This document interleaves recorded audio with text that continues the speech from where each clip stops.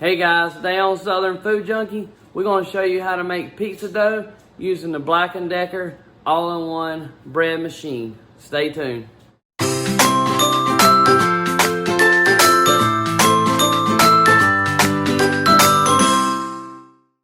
Alright guys, one of my YouTube friends, Saline Scott, he's an outdoorsman, likes to fish and stuff like that. One day we got to talking about I don't know, pizza crust and pizza dough. And he said that his wife makes, homemade pizza a good bit. So he sent me the recipe that that they like to use. And today I'm gonna try that. And we're gonna make it in the Black & Decker all-in-one bread machine here.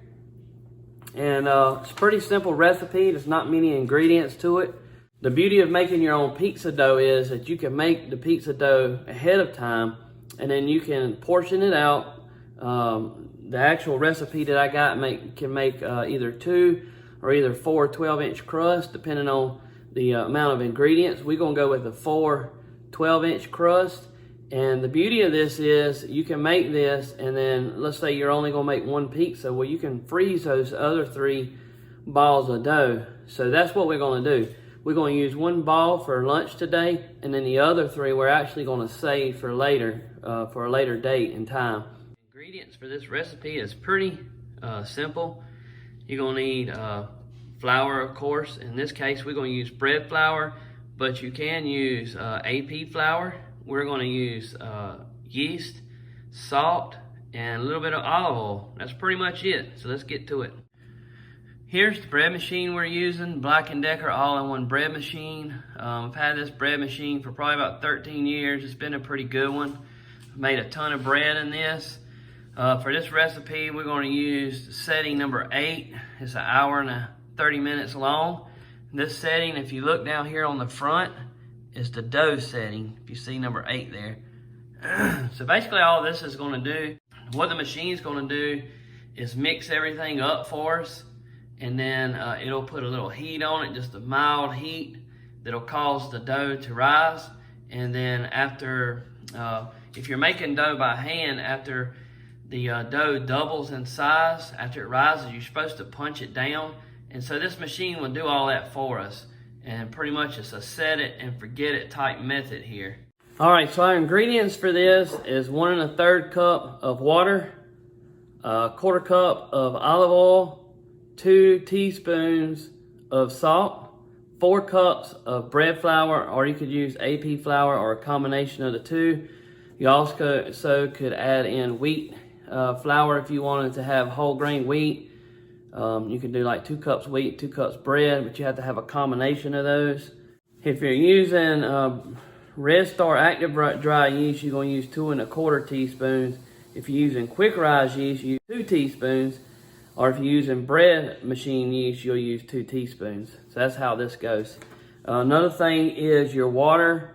You want your water to be lukewarm, 105 to about 112 degrees. When you're making this, that causes the yeast to become active. If it's too cold, it won't activate your yeast. And if it's too hot, it could kill it. So it is good to use a thermometer on this.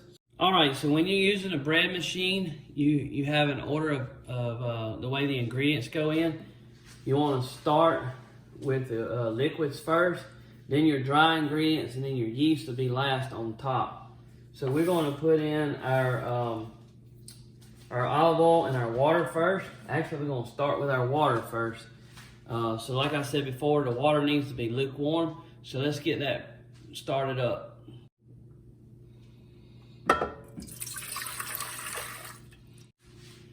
1/4 cup of olive oil. We're going to do our salt next. 2 teaspoons of salt. We're using Himalayan pink sea salt here. I don't think it really matters much.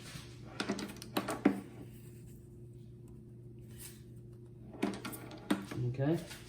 4 cups of bread flour.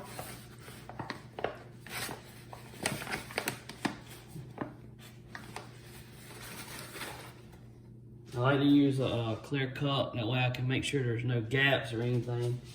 And then I can use a knife to screed the top of the flour. One. See what I'm talking about? You just use a butter knife to go across it. So that's 2, 3, 4. I kind of like to make me a little well in there to put my yeast in, like that. All right, so this yeast we're using is Red Star Platinum yeast. It's a premium instant yeast. This is a quick yeast. So the package says half a teaspoon per cup of flour. So that comes out to being 2 teaspoons, which our recipe calls for 2 teaspoons of quick rise or bread yeast. So this is pretty similar. We'll make sure that's level, put it in that well.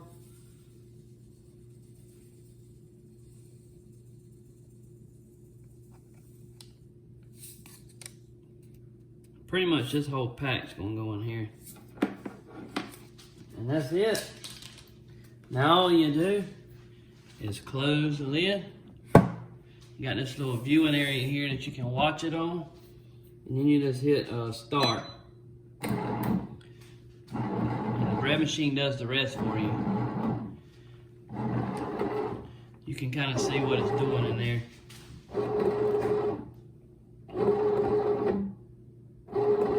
Now you want to watch this, depending on where you're at. Higher elevations may have to use a little bit more wet ingredients, depending on the type of flour you use. There can be some variations in the wet ingredients and everything. So just watch it. You may have to add a tiny bit of water to it. You may have to add a tiny bit of flour. I would do that in very small amounts, like a teaspoon at a time. A teaspoon of water, a teaspoon of flour, just add it to it. We'll bring you back when it's all done.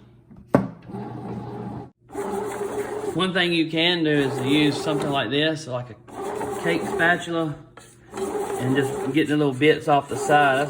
That's kind of what I like to do, just to make sure it all incorporates. You do want to make sure you keep the lid closed while this is doing this, because this kind of holds in the moisture and the heat and everything. And then you can just keep checking on it just to make sure everything's done good. All right, guys, our dough has finished rising. We're going to take it out and put it on our cutting board. We're going to lightly dust the surface, and then we're going to portion this out into 4 separate equal or even balls of dough.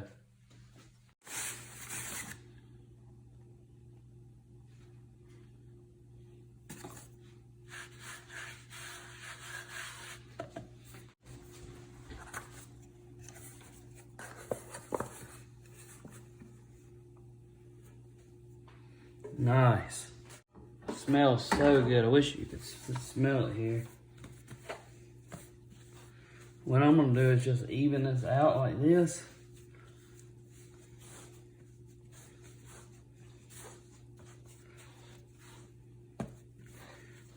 I'm gonna kind of one,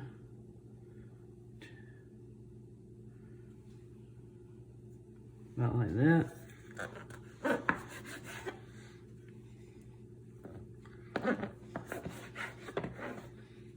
Two. You could weigh this, so you got even weights.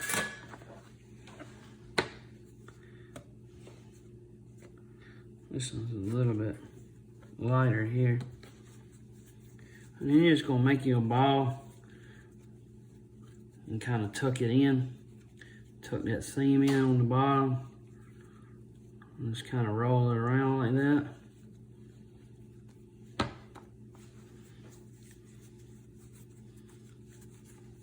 And like I said, I'm gonna leave one of these out to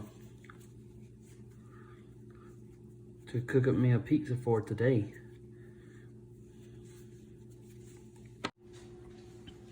Here you can see I just got them in a plastic bag. This is not a freezer bag. This is not how they're gonna stay. This just keeps it from drying out, and I'm gonna put these in a freezer like this, and they're separated in here, and that's just gonna keep them from sticking together. Once Once they get semi-frozen or frozen, I'll take it back out and put it in a freezer bag. I just don't have any right now. I might even use my vacuum sealer and just not put any pressure on it. Or once they freeze, then you could use the vacuum sealer and then seal it, and then they would be good to go.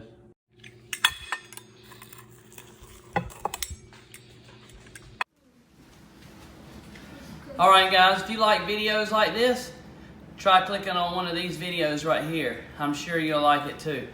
Don't forget, subscribe to our channel. That way when we release new videos, you will be notified. You can click the little bell notification and it'll send you a notification on your phone or your computer that we got a new video out. Thank you.